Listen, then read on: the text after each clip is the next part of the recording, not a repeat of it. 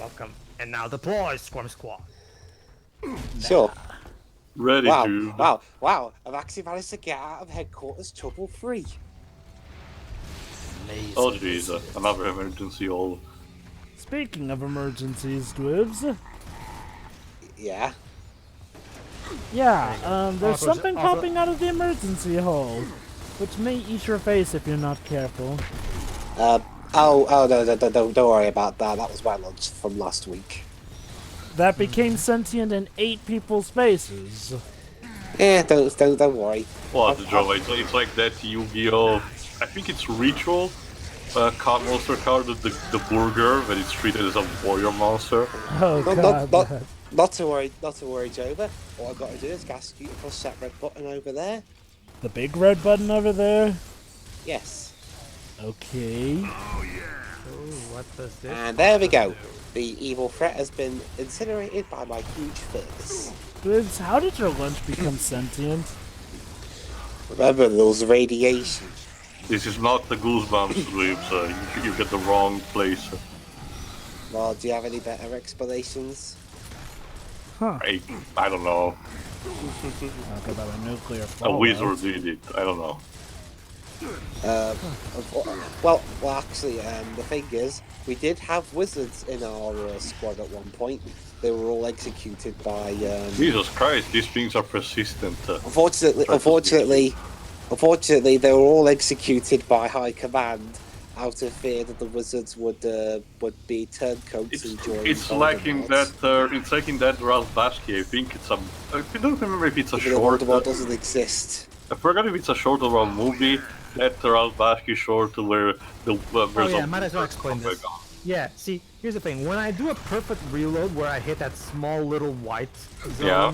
like for some reason the weapon ammo starts flashing, and I never really understood why. So you think maybe it's infinite ammo for a bit? No, it's not. But like it's weird. It's not even like in the Rambo video game where when it has a similar reloading mechanic, only where you center around it, you manage to do it correctly. It magically makes you grow your ammo counter by 20% or something. Yeah. That would be fine. It's just that all that I'd noticed throughout this playthrough was the weapon ammo starts flashing, and that's it. I still waste bullets when I shoot, so I don't understand what the hell that thing does. I'm gonna check might as well. I mean, I bought this game digitally, so I don't have a manual. It doesn't even have a digital menu included. Are digital manuals even still a thing these Games, days? games sold digitally, they usually have something like that. There is there. Like when you go on the Xbox and you right click on the game per se, it's not actually that, but it's the equivalent. There's a little help option. I'm assuming that's probably where you go to it, but I didn't bother because There we go. I didn't think it would be necessary. Oh, there we go. Perfect active reload. The perfect reload is achieved when the reload bar at the top of the screen hits the solid white bar, blah blah, and processing. The second time will make the reloading process take less than half a second. The damage per shot is also increased by around 8% for all ammunition returned to the weapon. The shots that have increased damage are shown as a flashing ammo. The perfect reload is a type of active reload and can be used in multiplayer, blah blah. However, if one doesn't fire any rounds, the perfect reloaded rounds will disappear, and he/she will be left with regular rounds. So if I understood correctly, basically it boosts your damage for a couple of seconds. And only 8%. That's not much. I don't know. I feel like that's weird. I was expecting something like a more meaty reward, to be honest. I mean, considering you have to have some really good timing. Okay. It's like I said, I mentioned, it's not just the damage per shot, but also it fastens your next reload. Apparently, apparently it's not by that much either. Yeah, because reloading in this game, as long you can do. Like the timing for the gray area, well, not necessarily the white bar, only the gray area, is very, very easy to get right. So I don't particularly, that's not a particularly appealing reward. Like combined with the only 8% more damage only for a couple of seconds, I guess it's a nice incentive, but they could have done a bit more about it. Yeah, it's not Maybe, really worth well, it if you okay. ask me. I guess it's another early storm of awareness because they could have giving you perks tied around it. If you use this perk, the reloading will give you this bonus instead of this one either. It'd be a way to encourage the player to, try Experiment. not necessarily experiment there, it would encourage the player to try harder with the timing, you know. With this, I don't really feel encouraged to try harder with that timing thing, to be honest. It's not that big of a reward. I guess maybe I for can live harder without it. difficulties or the multiplayer, I suppose. But I don't know. Probably, I guess. I'm not really gonna experiment with the multiplayer in this game because I don't have Xbox Live, so Xbox Gold, sorry. Even then, I'm pretty well. Okay, no. To be honest, yeah, Gears 5 bombed. So there's not even the excuse that all the people are blocked multiplayer-wise there. Oh, don't even bring that up, Tail. Like, seriously. It's hilarious to talk about multiplayer in recent Microsoft games. Crackdown free, you will not find any match on there. That guy I follow, Crap Gamer, he's tried numerous times to find matches in the multiplayer, but I'm no not one's so playing surprised. that.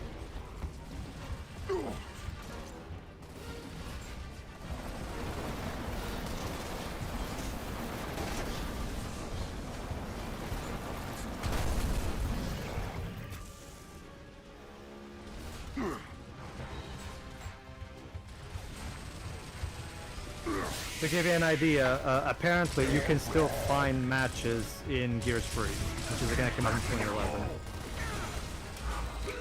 Well, even so, Pedro. Like again, the re-release. It's kind of telling that the recent re-release of the Halo Master Chief Collection still manages to garner interest, but Halo 5 multiplayer doesn't.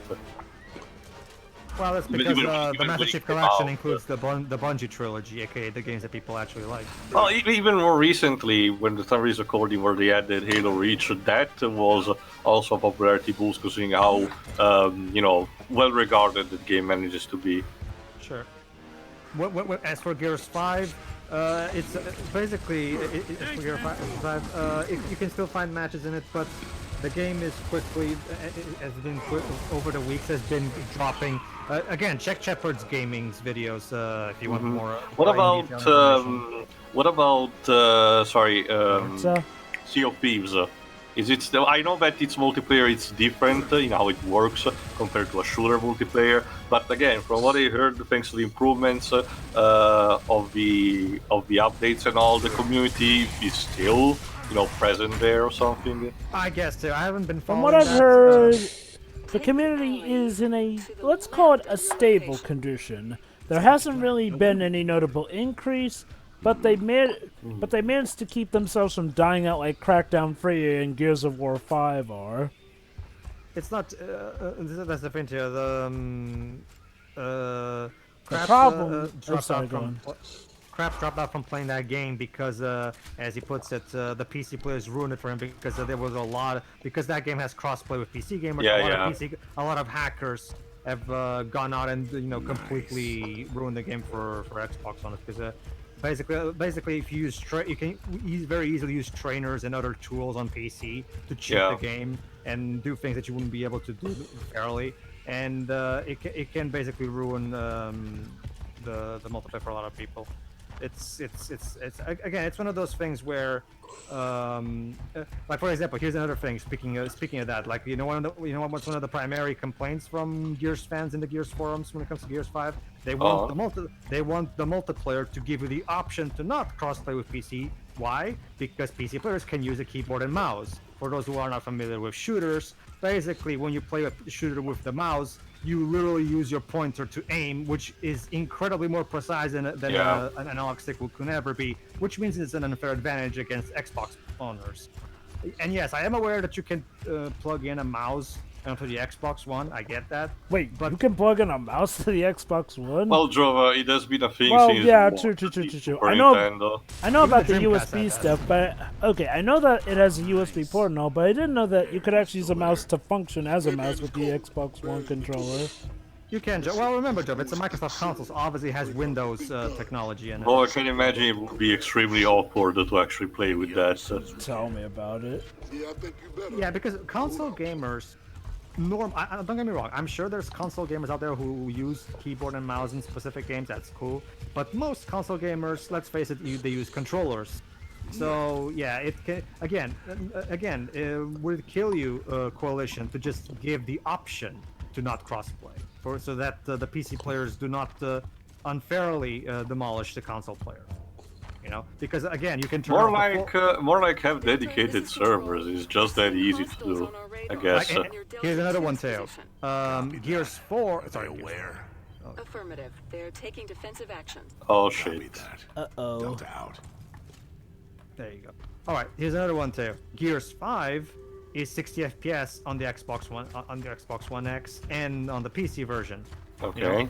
But the normal Xbox One only runs the game. Oh at 30 yeah, and you FPS. told me something that the frame difference makes character go faster or slower. Well, obviously. I mean, when you play a shooter in 60 FPS, obviously there's going to be less input lag because it's a higher frame rate, obviously. The problem is because again, if you have like a top tier and PC, you can run the game at 120 FPS, which is a massive advantage against a normal regular Xbox One users. Again, it's one of those things where they should have given the option to turn off crossplay, because it can lead to a lot of problems with these things. Honestly, is it at this point? I mean, not just the Hold on, this. Notice how I was able to actually, aim on that door. So why can I aim when I'm close to that? Like I said, this is probably again a selective piece of cover.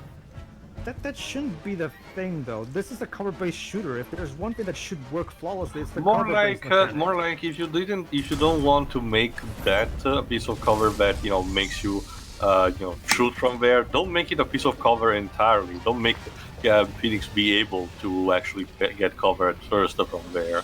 Yeah, it's Anyway. weird. Yes, Blibs? As I was saying, at this point, I mean, it's not even just the Xbox One X, PS4 Pro as well. Is it even worth getting those now? Because you got a new generation coming out next year. Well, not on immediate run, I suppose, Libs. I guess there is the idea that when the new consoles will be announced, stuff like the PS4 Pro and the Xbox One X will inevitably drop price, ideally, and will be the cheaper alternative to ones who cannot afford the new consoles.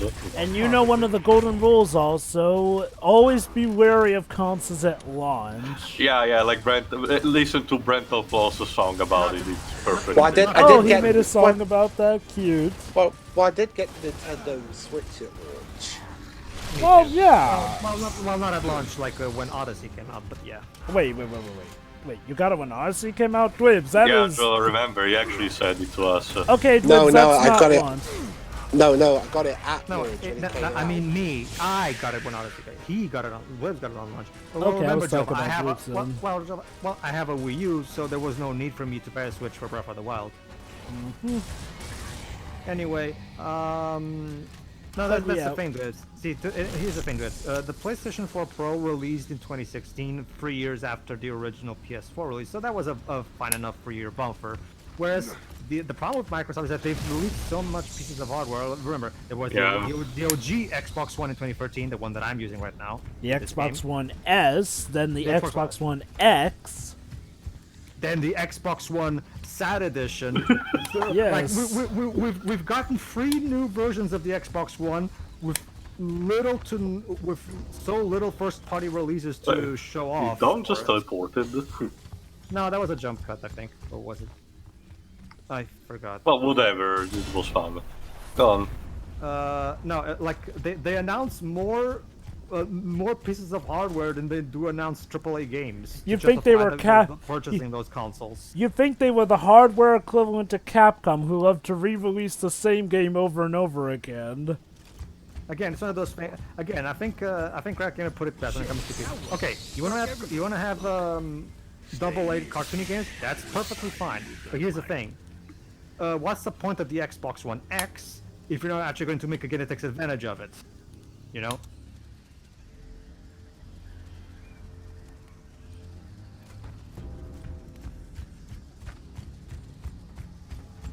Baird, give me an update. We've got locusts, and it looks like Kryl are on their way. Can you hold position? For now, but you guys are welcome to come back. Anytime, you know? Copy that. Be patient, little one. But yeah, see, here's the thing. You know what you know why Sonic 1 had that awesome parallax scrolling in the background? That was because they wanted to show off what the Mega Drive could do. That's what Sonic was back in the day. It was a showcase for what the Mega Drive could do. Same thing for Super Mario World. Super Mario World has those beautiful graphics specifically to show. Oh, let me use Donkey Kong Country. Yeah, Donkey Kong Country was using pseudo 3D graphics to show off what the Super Nintendo was capable of. Blast processing.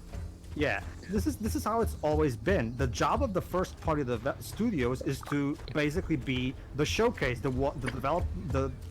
make the games that show what the console can do and why you should bother buying it. And games that come at launch are supposed to be the pinnacle of doing that. Got stuff like Crash Bandicoot for the PlayStation 1. The sad thing is that Quantum Break was supposed to be that. The problem is that it got delayed, so it was no longer one of the release games of it. Now, Sunset Overdrive was it great, looked worse but... than Rise Son of Rome. So, Oh, Rise God. For first problems it had, so it was, at the very least, Rise Son of Rome was a showcase for the original Xbox One, at least. Go ahead. The problem was that it sadly wasn't that great a game. Remind me, did Sunset Overdrive show what the Xbox One could do? Like, it was a good game, but... Sunset Overdrive looks really good. I mean, it doesn't look as good as Rise Son of Rome, but that's because... does it have the other component where, you know, the potential of a console should show? Not also just quality, but also Sure. how much can it render at the same time, or a bigger area in this kind of sense. Exactly. Sunset Overdrive doesn't look as good as Rise of Son of Rome, but that's because Rise of Son of Rome is a linear beat 'em up, whereas Sunset Overdrive is an open world action game. So obviously it's going to look, in order to achieve the open world, you have to downgrade the graphics a bit. Obviously, that's just how it works. Oh yeah, basically what happened throughout this section was I was using the light to allow Dom to get through. But so basically you have to protect Dom as he's going through the hallway so he doesn't get eaten by the Kryl. But yeah, since Overdrive is an open world game, obviously the graphics have to be toned down. It cannot be at the level of the Rise. Obviously, that's just kind of how it works. Oh Jesus. You have to choose. I mean, the only real game engine that I know that can achieve both is the Decima engine. I still have no. I'm still incredibly impressed by how Guerrilla Games was able to create an engine like that. To be honest, it's such an amazing engine. Do tell. Oh Jesus. Whoa. Again, Joe, it's just what Pedro said. I mean, managing to achieve high fidelity, quality detail graphic in terms of graphics, and at the same time managing to render, you know, an open world area with practically no frame rate drop. Honestly, I don't remember even on my normal PS4 an actual, even minor actual frame rate drop. The things that I found obviously are some glitches here and there, but those come with the territory with open world games. So I was expecting that. That's because even on launch, if you go check the Digital Foundry analysis from back when the game first came out, the game even at launch was incredibly well optimized. Like even on the original PS4, the game holds its own with 30 FPS. Mind that, Joe, up until that, the engine that was the closest to reaching that kind of quality, just because how versatile it is Unreal 4 when you get down to it, considering how you can do pretty much whatever you want with it, apply any art style that you want, and it will still manage to work no matter what you do. To give an idea, Jova, stuff like, I think, Metal Medellin, I think it's done with the Unreal 4, and stuff like, Kingdom Hearts 3 or Street Fighter 5 are done with Unreal 4. So you can have pretty much the art style that you want and sculpt it to your preferences. Like that, but no, the engine that Guerrilla developed seems to be functioning even more. That maybe I guess we could improve a bit on the facial motion capture because sometimes they verge into Uncanny Valley. But I guess it's not a problem of the engine in itself, but just of mocapping. Well, Theo, I would argue that the mocap scenes are. It's not so much the mocap scenes that have that problem. It's more so the facial structure, like in themselves, I guess. The scripted cutscenes where you choose the trees of dialogue, because But that's just, you know, you can tell that that was inspired by stuff like Obsidian's games, you know? Oh, Like yeah, like, actually, yeah, go on, go on. it's one of those things where, well, considering it was their first effort in this case, I'm willing to give some slack there. I'm certain that they'll take advantage of the PS5.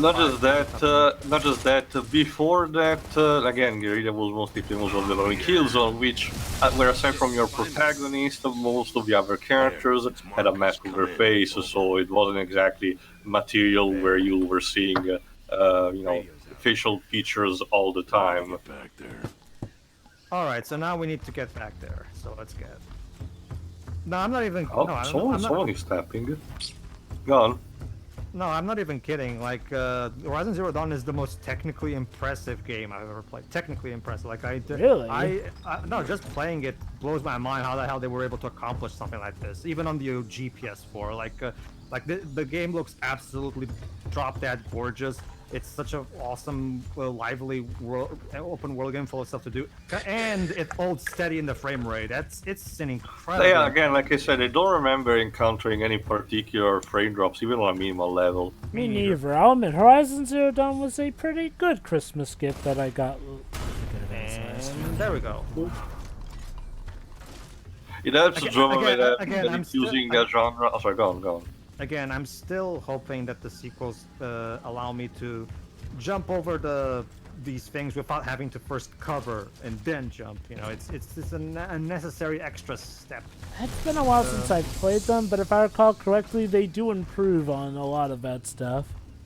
Well, I hope so. It's just that this one, again, this remaster probably should have, you know, done some QOL improvements. Yeah. That's definitely the most frustrating thing about this remaster is how it doesn't improve on certain things. Which, okay, maybe they're running on the Crash Insane logic of if it ain't broke, don't fix it.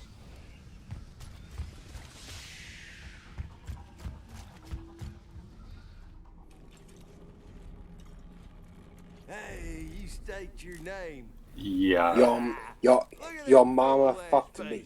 That's my name. Yeah, well, no shit. I know what you're doing here, damn it. I'm surprised more characters don't do that. You know, when they're asked, when they're demanded their name from pub, they just retort They back. had a joke kind of similar to that in the previous part games, actually. Yeah. Oh Jesus. Yeah, whatever. Saw a blade for a gun. Last guy had a buster blade and he didn't make it through. Oh, no, I even got there's another one. You know, what's your name? And then the guy responds quickly. Should I say what? And he says, what? Yeah, you're a shithead. I'm gonna kill this guy. I'm sure Calm you'll get down. along just merrily. Calm down, we're still here. Get through the ruin house. Dark Labyrinth. Oh, welcome to Resident Evil 7. I mean, yeah, I'll admit, they definitely have been playing up the horror elements like a Resident Evil game, complete with the enemies being able to just pop out and surprise you from nowhere. Although, it's interesting Again, though, it's Resident Evil 7 as if a Resident Evil... Because it has third-person action. Yeah, from Yeah. what I've been able to gather, again, keep in mind I haven't played them yet, but I'm just speaking from what I've been able to gather from videos I've seen and what people have told me. Oh dear. Dude, turn on the lights better, you fucking asshole. Tell me about it. Who thought it was a good idea to assign the control to a drunkard? Well, it's that. Well, to unfortunately- you, unfortunately, beggars we can't have be no choice. choosers, and these are what we've got left. What Jova said. Anyway, yeah, you're saying? I'm not gonna go into that power tool. Okay, so like I was saying, yeah, from what I've been able to gather, that's also one of the major problems Gears veterans have with the new games, because the super bright colors that the new games have, and combined with the change in tone, yeah, they basically took away the horror aspect of the original trilogy. From what I've seen in the marketing, at the very least, the closest thing to horror anime, quote unquote, is the fact that, you know, I keep forgetting her name, her female protagonist. Yeah, I'm not gonna go in there, no. Has some sort of schizophrenia or something. I'm sorry, could you repeat that?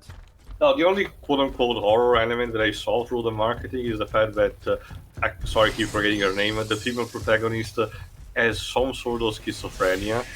That's the thing. You talking about that trailer that they showed at E3 too? That was the promotional image with the characters having multiple faces contorting or That's something. the thing. That's the thing, Teo. The story of Gears 5, at least from what I know, is apparently about Kate trying to discover more about her past. It has nothing to do, at least from what I know, about schizophrenia. So I have no idea what the fuck was that trailer about.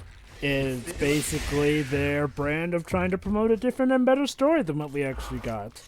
Oh look, gee, what other Microsoft first-party game that happened? Oh wait, Halo 5. Yeah, oh god, Halo 5. You wanna tell Halo fans a horror story? Mention Halo 5 and they'll be curling up in a ball. You know, that's the thing about it. Well, the campaign, at least, from what I've heard, the multiplayer was fine. And that's the thing. The multiplayer in itself, it is, but the major, tipping point in terms of the sales and the reception was the complete removal of the couch co-op, which was a staple of Halo since its inception. Yeah, true, at launch, but from what I've heard right now, the multiplayer is fine because they've added that back in, apparently. Oh, okay. That said, though, at launch, oh boy, Halo 5, but yeah, that's the thing, it's like, why would you get rid of couch co-op in Halo of all things? Joe, because with that we can sell you 2 copies of the game. Actually, there was actually an official declaration by 343 back when that.